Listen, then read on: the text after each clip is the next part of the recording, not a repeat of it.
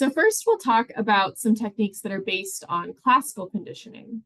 So two of the techniques I'm going to talk about in this video are exposure-based therapies and stimulus control. So exposure-based therapies are designed to treat anxiety and fear. And so first, I just want to spend a moment to talk about fear and kind of how humans respond to fear. And so if you think about your own life, you probably have things that you are very comfortable with that you are not afraid of. So, eating your favorite foods, going to your own home or your friends' homes, doing your regular daily routines. These are things that are likely in your comfort zone. For most of us, there are things in our growth zone. So, taking a college class is in the growth zone because you're being introduced to unfamiliar content that, it's new to you, and it's going to be kind of it takes a lot of work or kind of managing to learn these new things, or meeting new people or going to new places. For a lot of us, this falls into our growth zone. So it's a little bit uncomfortable, but we can handle it because it helps us kind of expand our boundaries. And then we have things in the danger zone. So these are things that would cause us great fear or anxiety. So for me, I'm not like a big ocean person. I like to swim at some kind of like calmer beaches.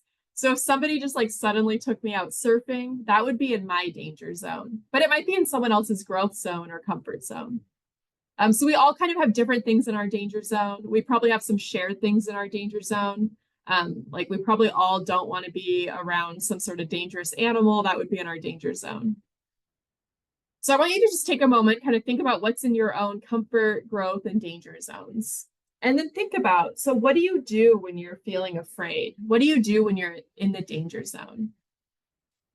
And my guess is that you probably avoid, because this is kind of the natural response to things that we fear. We want to avoid them.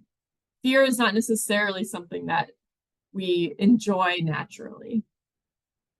However, the problem with this pattern is that our comfort zone can get smaller and smaller unless we kind of make ourselves approach those things that we want to avoid. So things in that growth zone, kind of thinking about where your boundary is between the danger zone and the growth zone and the comfort zone and the growth zone. For some people with anxiety, their growth zone is kind of overlapping with their danger zone, and they just really don't want to feel that fear, so they're avoiding a lot of things.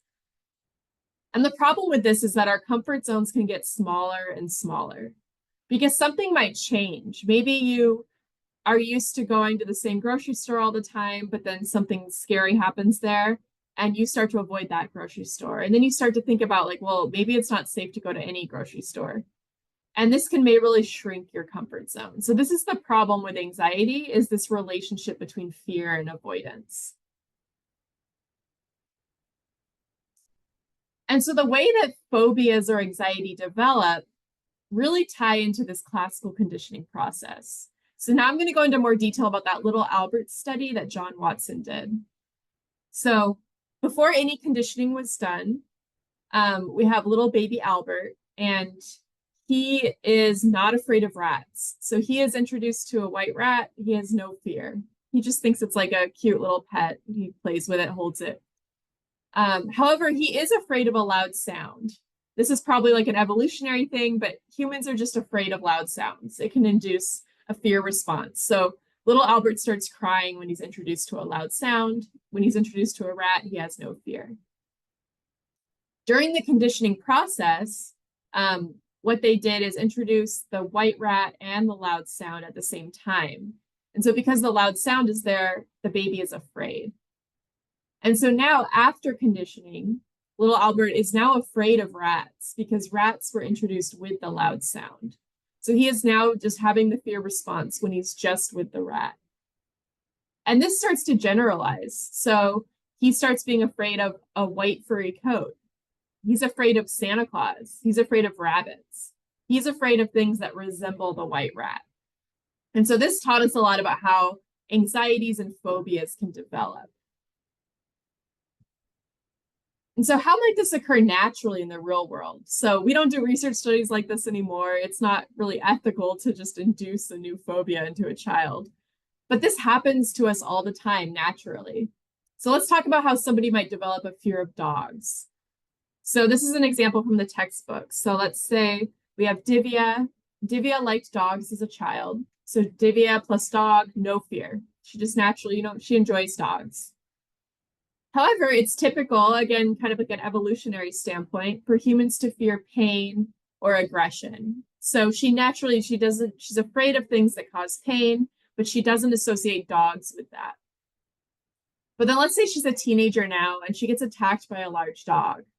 And so here she's experiencing the dog being paired with pain and aggression. And now she has a fear response. So now she is afraid of dogs. So she's developed this fear of dogs. And maybe this is starting to generalize. So even though she was attacked by a large dog, now she's kind of afraid of small dogs. She's afraid of dogs that are very calm. And in this way, her comfort zone might start to shrink. So maybe once before she was attacked by dogs, she was not afraid to go to people's houses who had dogs. But now she's got this fear, and maybe she can't go to her friend's house because they have a dog. Maybe she's even starting to get afraid of other animals. And this can really start to shrink her comfort zone, as you can imagine. And so the way this can be treated in therapy is through exposure therapy. Exposure therapy is one of the most empirically supported therapeutic strategies. So the research really tells us that it works. It works really well. And it's thought to be the active ingredient in many types of therapy. So I think it's kind of interesting, actually. So some people have this take that psychodynamic therapy is, in a way, exposure to talking about one's feelings. So that, the theories behind psychoanalytic theory might not actually kind of be testable in a research sense. But that the actual act of just kind of talking about the unconscious and meeting with a therapist could function as like an exposure therapy. Because essentially, this is kind of just a version of facing your fears. So going into that growth zone rather than staying in the comfort zone. So again, phobias are particularly useful here because, like in the dog example, we have a particular stimulus that became paired with an aversive outcome, and we want to unlink this association. But exposure can also be used with all sorts of types of anxiety disorders or fear. So things like social anxiety, post-traumatic stress disorder, OCD, pretty much anything involving kind of this fear and avoidance relationship.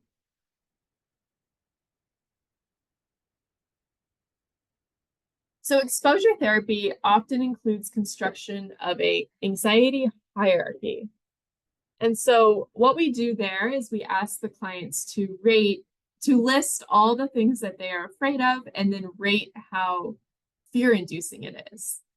So again, this is where we might start to include some internal kind of subjective units of distress that are technically cognitive components, because exposure is often used kind of in the CBT framework. So unlike traditional behaviorisms, exposure is going to include some internal experiences. And then exposure starts with practicing engaging with some of the less distressing items and kind of moving up to more distressing ones. And so this is done. So this is like a worksheet that a therapist might use called a fear ladder. And so this is where the client is going to list all the things that they're afraid of related to their overall fear and rate how fear-inducing it is. And then they're going to start and do some practicing with them. So the client and the therapist will work together to create this. And there are two different types of exposure overall. So we can do things like imaginal exposure, where the client is just simply asked to imagine the anxiety-provoking objects. So Divya might be asked to just think about dogs. Or we can do in vivo exposure, where they are asked to be exposed to real-life situations that have produced fear. So the therapist and Divya might go visit dogs together. So here's an example of like a filled out fear ladder. We'll stick with the dogs example for now. So maybe for Divya, petting a large dog off leash is going to give her like 10 out of 10 anxiety. But just looking at photos of dogs is just going to be like a 2 out of 10 anxiety. And then there's all sorts of things kind of in between. And so with exposure therapy, it's typically recommended to start about a third of the way up. So you want it to be challenging, but also successful for the client. So for this one, you might start looking at a dog across the park or standing across the street from the dog, kind of in that 3 to 4 range. And I want you to kind of think about what might happen if you start too low. So what if you just look at photos of dogs? And what might happen if you start too high? So feel free and put in some comments here, and I'll try to reply to them and let you know if you're on the right track with these questions.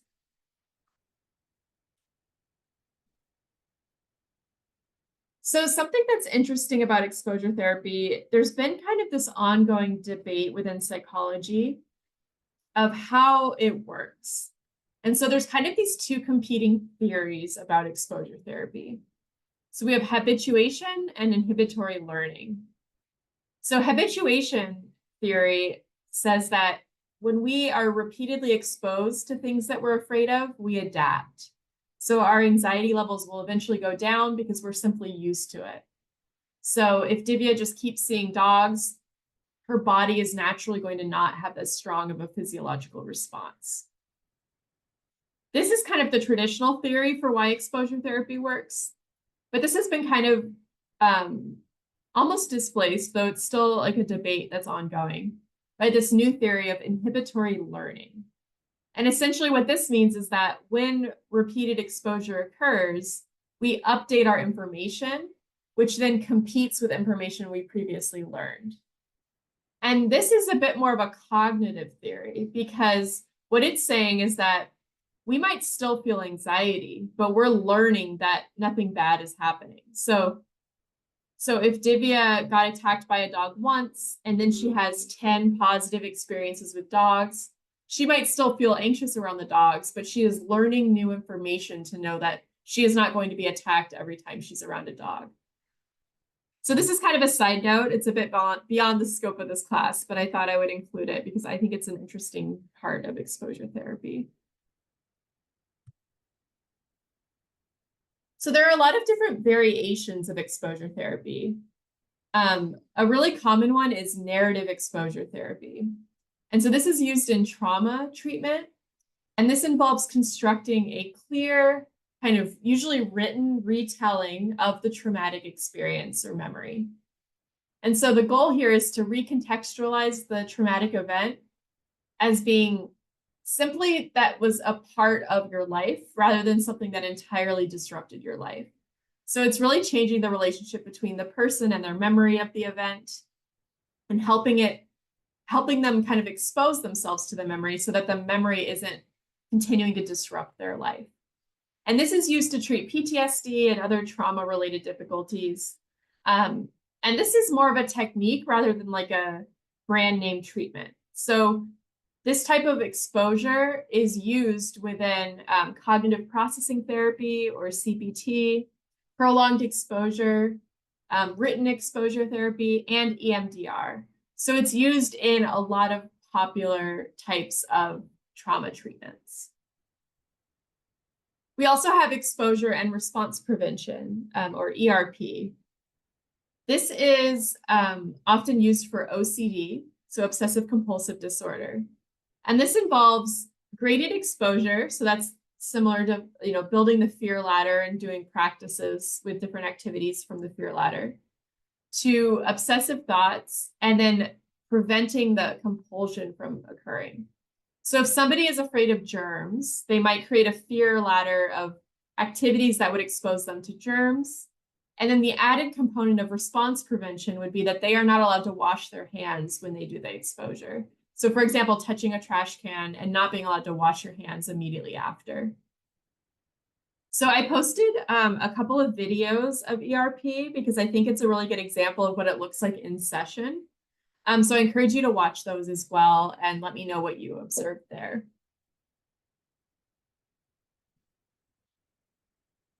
So exposure can get really creative. exposure therapy is actually pretty fun to do as a therapist, because you're doing a lot of kind of like activities. You might be out in the community. You're really like working together with the client to help them face their fears, and it can get really creative. So in vivo exposure, again, refers to doing exposure in the real world. So with the dogs example, you might go with Divya to visit a dog, or go to the park and look at dogs. You're going to be going out in the real world and interacting with real dogs. Another example that I've personally found fun is when treating eating disorders. We will eat with the client. So I will actually like meet the client at a restaurant for dinner, and eat foods that they are afraid of eating. So with a client who was recovering from anorexia, she chose the food. She chose the food that she wanted to kind of get over her fear of. So with one client, she was really afraid of eating carbs. So we went to a bakery and we ate like pastries together. With another client, she had a fear of fried foods. So we went and ate fried foods together. And the goal here isn't to say that like these foods are healthy, but to challenge their belief that the foods are going to make them gain a lot of weight or that they can't eat them. And so in this way, in vivo exposure is really interacting in the real world with the client. But we can also do other types of exposure. So interoceptive exposure is often used for panic attacks. And what this means is that you're helping the client expose themselves to physiological symptoms of anxiety. So you might have them spin around in a chair, run up the stairs, breathe through the straw. So you're getting their heart rate up, you're getting them short on breath so that they can get used to the physiological symptoms that feel like anxiety. A lot of times people with panic attacks are actually afraid of things like exercise because it feels like a panic attack coming on. And so you might do things like that to help them expose themselves to these like internal sensations. We also have imaginal exposure. So this is where you're probably staying in the therapy office and you're going to do things that are imagining exposing themselves to the situation. So maybe reading an article about how dirty money is, and then also having them handle money. But by reading the article, it's kind of bringing up like reminders of their feared situation. Virtual reality exposure is another option. This is often used by the military as well. So things like airplanes. So it's not necessarily feasible for a therapist to go fly with their client, but there have been virtual reality programs developed to help practice at least what it feels like to be on an airplane. And then again, we have narrative exposure, which is writing about memories or feared situations. So you can have people write stories or write down their memories in a lot of detail and kind of revisit them together in the therapy session. So just as a thought experiment, feel free and comment. I'm curious if people have ideas for how you might treat some of these fears. So let's say you have somebody who's afraid of having a heart attack every time that their heart rate increases. Someone who's afraid of causing a global pandemic. What might you do with them to address this fear? Or even someone who's afraid that they will harm a child. What would you do if somebody is afraid that they can't be around children because they will harm them? So feel free and comment if you have ideas. There's no right or wrong answer here. There's a lot of different ways that these fears can be addressed. So a similar type of treatment that falls under this larger umbrella of exposure-based therapy is systematic desensitization. And so this is slightly different because it involves what we call counter conditioning. And so what this means is that you are repairing a feared object with a new response that is incompatible with the fear. And so this might be relaxation. So you're going to teach the client to actually relax when they're in the presence of their feared stimuli. So this is different than exposure therapy because in exposure therapy, you actually want the client to feel the anxiety and really get used to that feeling of anxiety and learn that their anxiety will go down and that nothing bad will happen, or that at least their feared outcome is not likely to happen.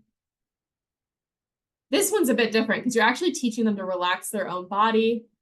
So this might be like with Divya, who's afraid of dogs, you might have her do a body scan and progressive muscle relaxation, take deep breaths while she's in the same room as a dog. So the research actually suggests that this is not a necessary component. So relaxing, it doesn't actually add much compared to traditional exposure therapy.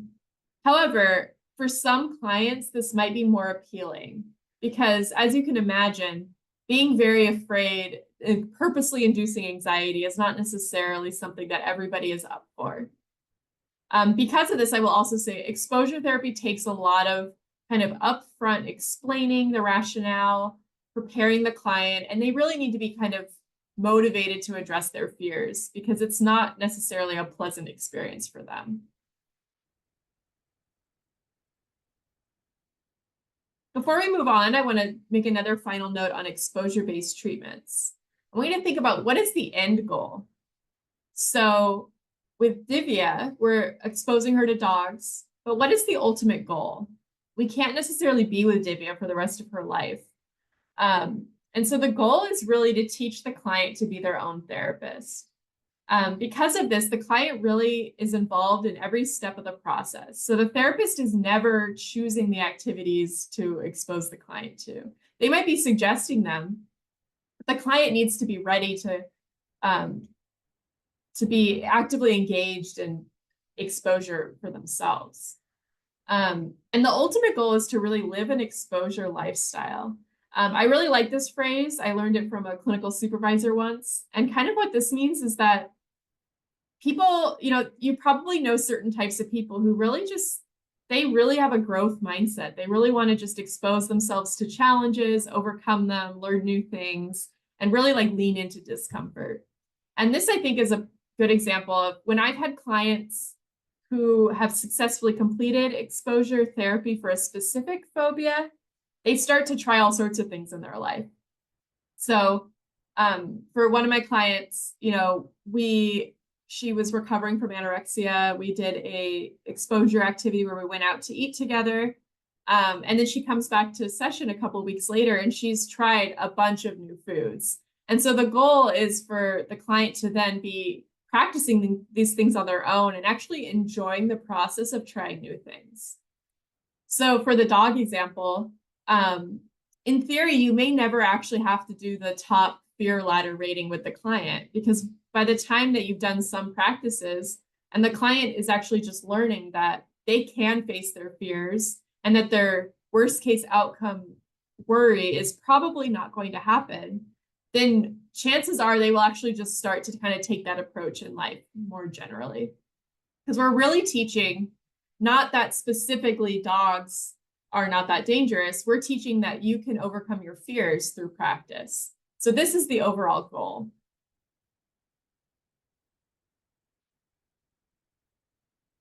Switching gears a little bit, another type of classical conditioning-based therapy is called stimulus control. And this one's not included in your textbook, but I wanted to go over it because I think it's really useful.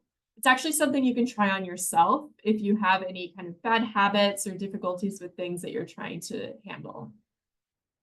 So we can use these principles of classical conditioning to form new patterns for ourselves. So an example is insomnia, so not being able to sleep. So for some people, this might look like they just have a hard time going to bed. Other people might wake up in the middle of the night and have a hard time going back to sleep. And so in stimulus control, we're really thinking about that stimulus, that thing that triggers the response. And so for sleeping, we really want the bed as the stimulus to be associated with sleep as the response. And so when we think about what we want the stimulus to be paired with, we then want to remove all the other responses that might be associated with the stimulus. So a lot of us, especially during COVID times, we get into bad habits where we pair our beds with other activities. So we might lay in bed worrying, we might be working from bed, we might watch TV in bed, read in bed, do all sorts of things in bed. But the problem with this is that this then starts to associate the bed as the stimulus with an active mind as the response. when really we just want the bed to be associated with sleep. And so the way to address this is to remove that relationship between the bed and the active mind. And so what this means is every time you're in bed, if you are awake, if you have that active mind, you're supposed to just get out of bed. So even if it's 3 a.m., if you can't sleep after like 10 minutes of trying and you just notice that you're really awake, rather than stay in bed another hour trying to sleep, it's better to get out of bed, go sit in a chair, do dishes, read a book in the other room, watch TV in the other room. Just wait until you feel sleepy and then get into the bed. And so this might be disruptive for a few days because you might be up in the middle of the night doing things, but it really works because eventually you're training yourself that the bed is only associated with being sleepy. This works with other things as well. So you can think of what are the stimulus cues in your life for the responses. So you can mess with kind of like sounds or lights or fragrance to kind of help boost this relationship.